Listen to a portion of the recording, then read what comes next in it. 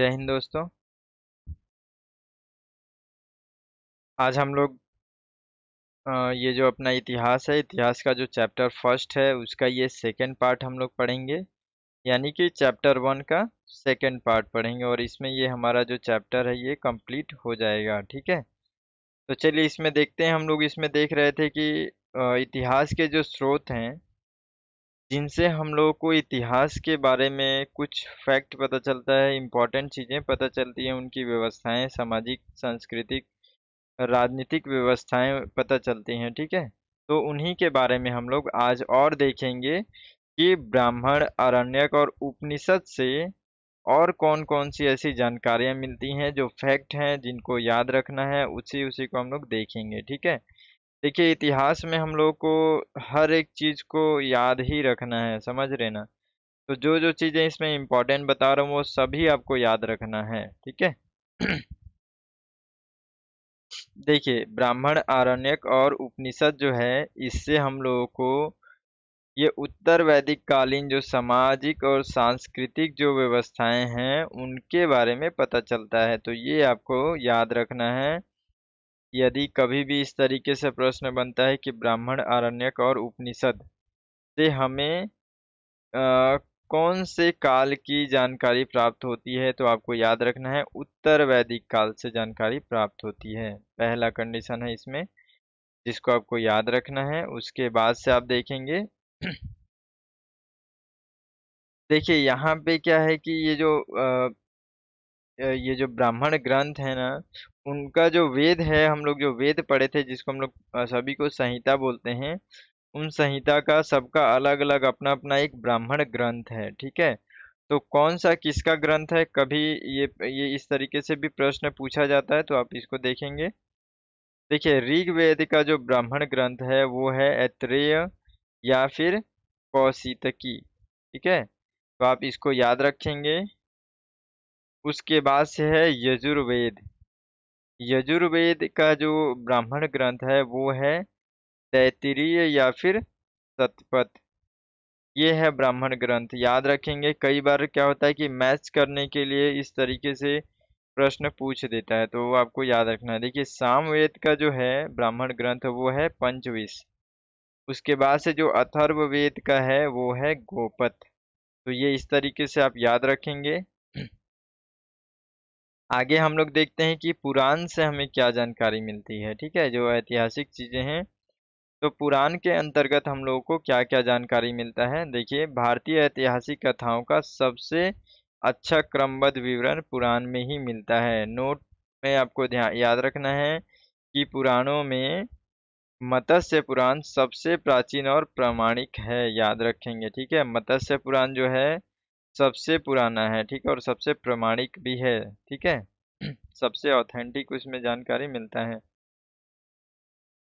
देखिए अधिकतर पुराण सरल संस्कृत श्लोक में लिखा गया है, इतना आपको याद रखना है। सबसे पहले की जो पुराण है अधिकतर पुराण, ठीक है, उसमें क्या है, संस्कृत में उसमें श्लोक लिखा हुआ है। और पुराण में क्या है कि देखिए पहले जो स्त्रियां और शूद्र थे वे वेद, उनको पढ़ने की अनुमति नहीं थी। जो हम लोग वेद अभी देखिए चार वेद अपना, उसको पढ़ने की अनुमति नहीं थी, लेकिन पुराण जो है उसको वो लोग सुन सकते थे। तो ये यहाँ यहाँ पे एक चीज इसमें याद रखेंगे पुराण के बारे में कि पुराण जो है उसको क्या कर सकते हैं, स्त्रियां और शूद्र भी सुन सकते हैं उसको।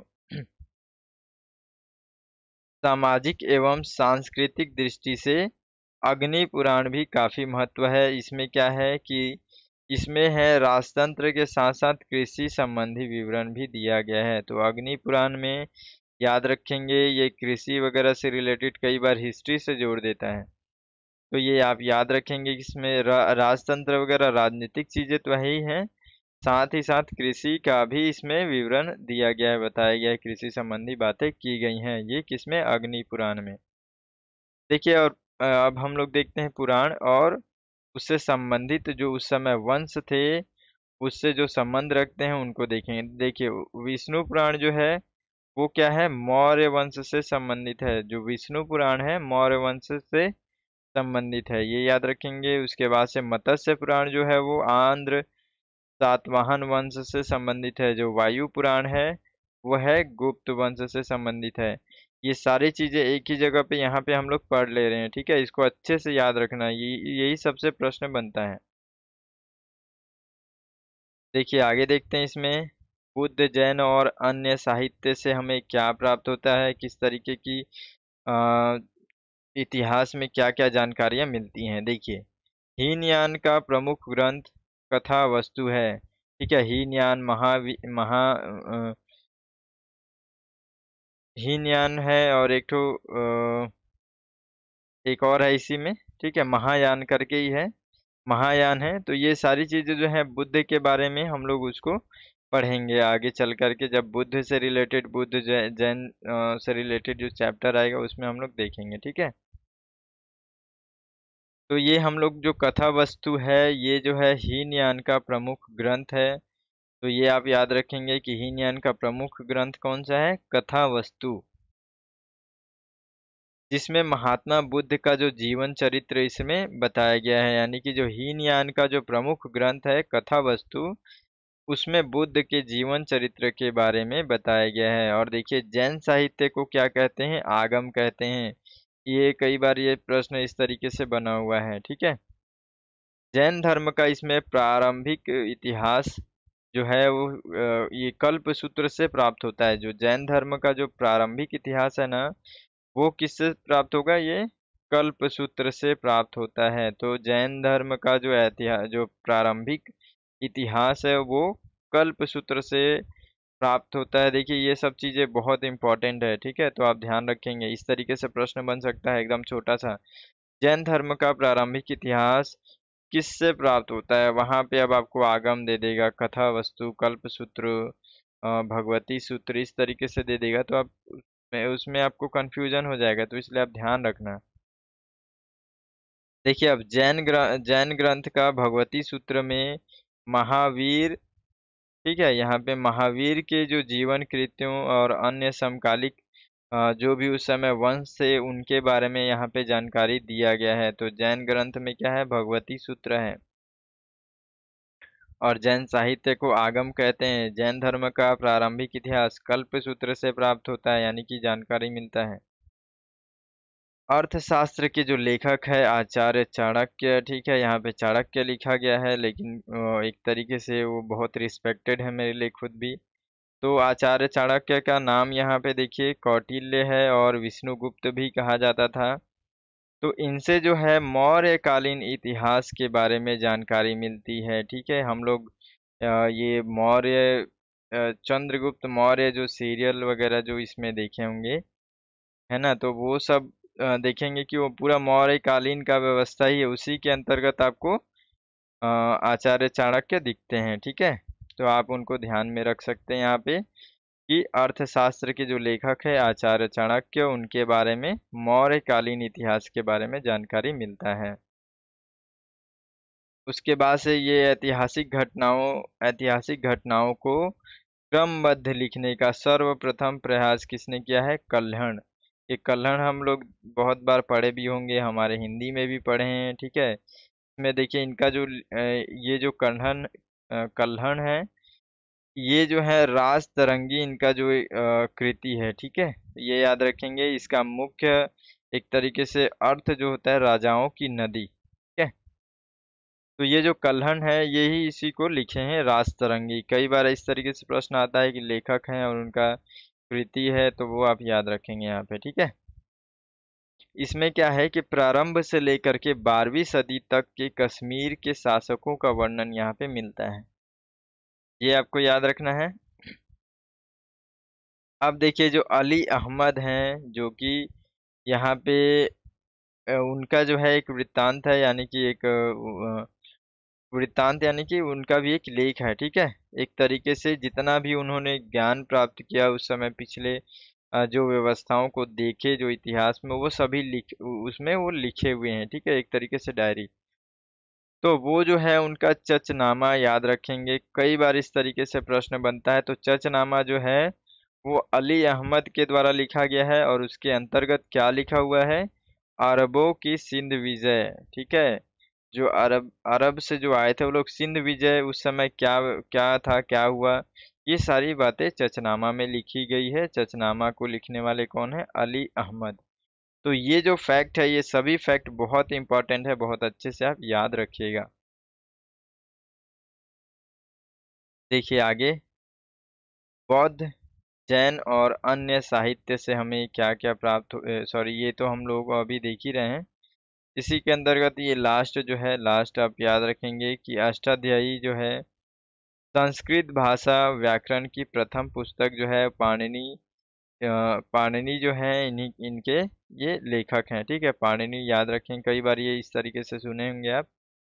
इससे भी क्या है, मौर्य से पहले का इतिहास और मौर्य युगीन राजनीतिक व्यवस्था के बारे में जानकारी मिलता है। ठीक है, देखिए अब हम लोग देखेंगे कि जब विदेशी यहाँ पे आए थे सर्च करने के लिए, देखने के लिए कि भारत में क्या क्या व्यवस्थाएं हैं, तो वो लोग भी यहाँ पे बहुत सारी अपना एक पुस्तक लिखते हैं। जितना जानकारी यहाँ से मिलती है भारत के बारे में, वो लोग बहुत सारी चीजें लिखते हैं।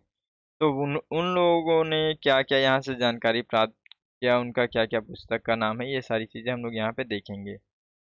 देखिए सबसे पहले जो है यूनानी और रोमन लेखक। ठीक है, ये जो है इन लोगों में से पहला देखेंगे ये हेरोडोटस। कई बार इस तरीके से आप सुने होंगे ये नाम, क्योंकि ये एक तरीके से इतिहास का पिता कहा जाता है। ठीक है, इन लोगों ने बहुत ज़्यादा जानकारी प्राप्त किया। लगभग हम लोग इतिहास में और भी बहुत सारी चीज़ें, इनका थ्योरी वगैरह देखेंगे तो इन्हीं का मिलेगा। यही सब चीज़ों मतलब बाहरी लोगों का ही मिलेगा, मतलब हमारे देश में वो लोग आकर के सर्च किए हैं और फिर हम लोग पढ़ रहे हैं। ठीक है, तो ऐसा है हमारे देश का, और हमारे देश में इतनी खास खास चीज़ें हैं फिर भी, लेकिन कोई उस तरीके से लिखा नहीं है। चलिए देखते हैं, तो फिर ये क्या है कि हेरोडोटस जो हैं वो इतिहास के पिता कहलाते हैं। ठीक है, और इनका जो ये जो हिस्टोरिका जो है 5वीं शताब्दी ईसा पूर्व के भारत भारत और फ्रांस का जो संबंध था उस समय, कैसा संबंध था, उसका पूरा वर्णन किए हुए हैं। तो यहाँ पे याद रखेंगे जो हेरोडोटस है इतिहास के पिता, उसके बाद से इनका है हिस्टोरिका 5वीं शताब्दी ईसा पूर्व के समय भारत और फारस, ठीक है, जिसको हम लोग अभी ईरान कहते हैं, का संबंध के बारे में वर्णन किए हुए हैं। उसके बाद से आते हैं मेगास्थनीज। इनको देखते हैं, ये सेल्यूकस निकेटर का राजदूत था। ठीक है, ये हम लोगों को जानकारी है, कई बार हम लोग इसको देखे हैं, पढ़े हैं। देखिए चंद्रगुप्त मौर्य के ये राज दरबार में आया था उस समय। ठीक है, और उसका जो अपना पुस्तक है इंडिका, इंडिका में वो मौर्य योगिन समाज का समाज और संस्कृति के विषय में लिखा हुआ है। मेगास्थनीज के बारे में याद रखेंगे कि चंद्रगुप्त मौर्य के राज दरबार में आया था। ठीक है, और ये सेल्यूकस निकेटर का राजदूत था। उसके बाद से टॉलमी देखते हैं। टॉलमी जो है ये 2री शताब्दी में भारत का भूगोल नामक पुस्तक लिखा है। देख रहे हैं, ये लोग बाहर से आकर के भारत के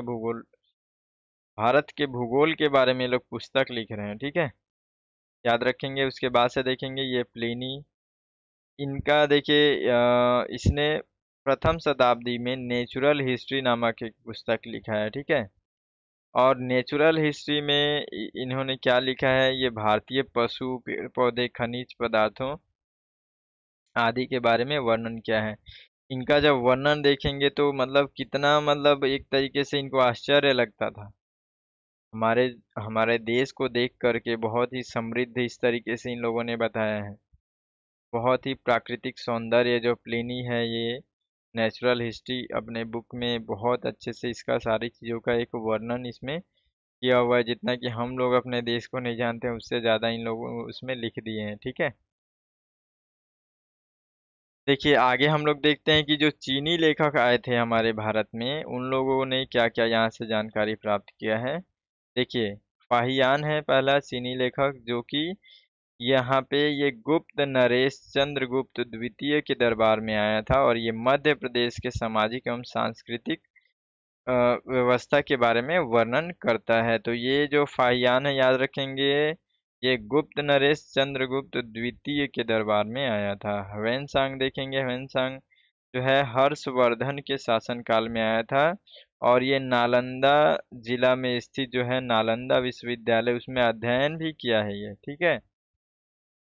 चीन से व्यक्ति आकर के यहाँ पे अध्ययन किया, उसमें पूरा भ्रमण किया, हर चीज को समझा, बौद्ध से रिलेटेड बहुत सारी जानकारियों को ये प्राप्त किया। उसके बाद से सी यू की नामक जो इसका पुस्तक है वो लिखा, जो कि ये बहुत प्रसिद्ध है, ठीक है। और हर्षकालीन समाज, धर्म, राजनीति के बारे में भी उसमें वर्णन किया हुआ है, ठीक है। वेनसांग के अध्ययन के समय देखिए नालंदा विश्वविद्यालय के कुलपति आचार्य शीलभद्र थे, याद रखेंगे, कई बार इस तरीके से प्रश्न भी आ जाता है। विश्वविद्यालय जो है वो बौद्ध दर्शन के लिए प्रसिद्ध था, ये तो आप याद रखेंगे। प्लस उस समय जो आचार्य थे कौन थे, शीलभद्र थे, ठीक है।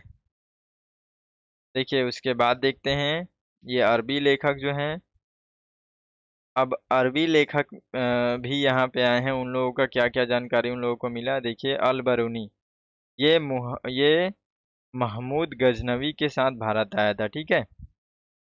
और इसका जो किताब है वो क्या है, किताब उल हिंद या फिर तहकीके हिंद, जो कि एक तरीके से भारत की खोज, अगर उसका अर्थ निकालते हैं तो, ठीक है। तो ये लिखता है, और यहाँ पे ये जो भारत की खोज या फिर तहकीके हिंद या फिर किताबुल हिंद जो है, ये इतिहासकारों में बहुत ज़्यादा फेमस किताब है, बहुत ही मतलब बेहतर तरीके से, और बहुत सारी इसमें जानकारियाँ मिलती हैं। तो ये बहुत महत्वपूर्ण बुक है, ठीक है। अरबी जो लेखक हैं अल बरूनी, इनका जो ये बुक है, प्लस ये महमूद गजनवी के साथ आए थे भारत, तो आप याद रखेंगे इनको। उसके बाद से देखेंगे यहाँ पे इब्न इब्न बतूता, इनका है, इनके द्वारा अरबी भाषा में लिखा गया उनका जो यात्रा वृत्तांत है उसको रेहला कहते हैं, ठीक है। रेहला याद रखेंगे कि इब्न बतूता के द्वारा जो लिखा गया यात्रा वृत्तांत, यानी कि जो जहाँ जहाँ घूमे वहाँ पे क्या क्या उनको उन्होंने ऑब्जर्व किया, उन्होंने जो वो सब लिखा हुआ है, उस वृत्तांत का नाम है रेहला, ठीक है। और देखिए यहाँ पे इनकी खास बात क्या है कि ये 1333 ईस्वी में, इनका मतलब इतना ज़्यादा इनके पास नॉलेज था, इतना ज़्यादा जानकार व्यक्ति थे कि 1333 ईस्वी में जो ये जो सुल्तान थे मोहम्मद बिन तुगलक, ठीक है, इसने दिल्ली का काजी या फिर काजी इस तरीके से बोल सकते हैं, या फिर उसी को न्यायाधीश भी नियुक्त किया दिल्ली का। तो ये कौन थे, इब्न बतूता, याद रखना है। देखिए उसके बाद से हम लोग कुछ पॉइंट और याद रखेंगे इसमें, पुरातत्व संबंधी साक्ष्य से मिलने वाली जानकारी। तो यहाँ पे इसको भी थोड़ा सा फैक्ट के रूप में देख लेते हैं, बहुत ज़्यादा इंपॉर्टेंट है ये भी, ठीक है। भारतीय पुरातत्व शास्त्र का पितामह कौन है, यह है अलेक्जेंडर कनिंघम, बहुत बार नाम सुने होंगे। देखिए 1400 ईसा पूर्व के अभिलेख जो है ये बोगस कोई जो है, यहाँ से जो है वैदिक देवता जिसमें कि मित्र, वरुण, इंद्र और नाथसे के नाम से ये जो है इनके जो नाम मिलते हैं यहाँ पे, तो ये याद रखना है जो बोगस कोई है, ये अभिलेख काफी इम्पोर्टेंट भी है, ठीक है। हम लोग आगे चल करके इस सब में और भी डिटेल्स में हम लोग देखेंगे। यहाँ पे हम लोग क्या है कि स्रोत पढ़ रहे हैं ना, तो किस चीज से क्या क्या जानकारी मिला, बस इस इतना ही हम लोग को यहाँ पे ध्यान रखना है, ठीक है ना। तो जो बोगस कोई है उससे जो वैदिक देवता हैं मित्र, वरुण, इंद्र और नाथ से, इनके बारे में जानकारी मिलता है।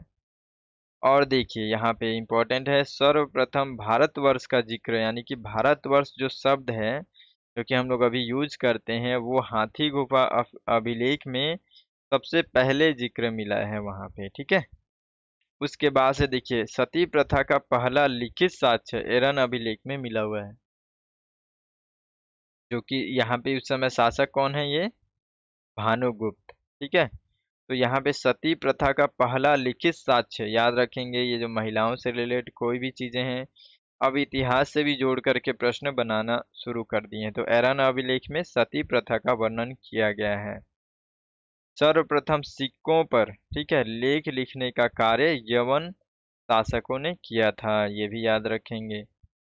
अब लास्ट में हम लोग यहाँ पे देखेंगे महत्वपूर्ण अभिलेख और उसके शासक, ठीक है। देखिए हाथी गुफा जो है हाथी गुफा अभिलेख में जो देखेंगे उसमें वो शासक का वर्णन मिलेगा, कलिंग राज खारवेल का, ठीक है। उसके बाद से जूनागढ़ अभिलेख से रुद्रदामन के बारे में जानकारी मिलेगा। उसके बाद से प्रयाग स्तंभ लेख, ये समुद्रगुप्त, ये समुद्रगुप्त का जानकारी यहाँ से मिलता है। और लास्ट में ऐहोल अभिलेख, पुलकेशिन द्वितीय का जानकारी यहाँ पे मिलता है।